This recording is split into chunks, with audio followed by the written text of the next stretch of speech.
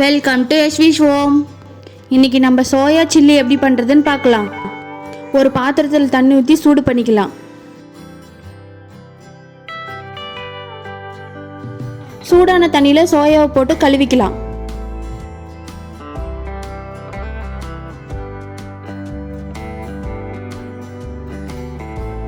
நல்லா ஆறுனதும் பாருங்க, இந்த மாதிரி கையில் எடுத்து புளிஞ்சு எடுத்துடலாம் அது உள்ள இருக்கிற தண்ணி எல்லாம்.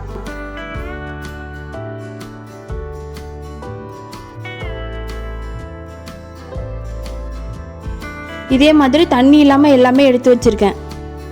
இப்போ சில்லிக்கு மசாலா செய்ய ஆரம்பிக்கலாம். ஒரு பாத்திரத்தில் இஞ்சி பூண்டு பேஸ்ட் ஆட் பண்ணிக்கலாம். சிக்கன் மசால் தூள் 2 ஸ்பூன், மல்லித்தூள் 2 ஸ்பூன், கறி மசால் பொடி 2 ஸ்பூன், உப்பு தேவையான அளவு, மிளகாய் தூள் 1 ஸ்பூன்,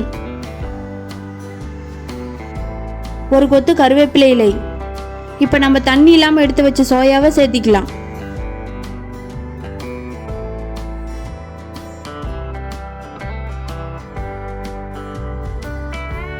இப்போ நல்லா மிக்ஸ் பண்ணிக்கலாம்.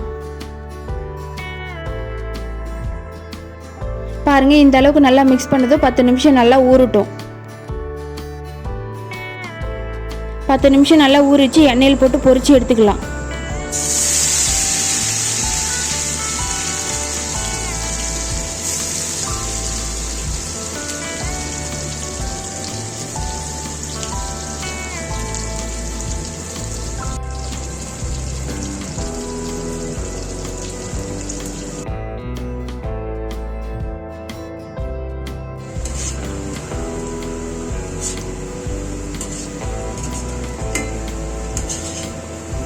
பாருங்க, இந்த அளவுக்கு நல்லா வெந்தது எடுத்துடலாம்.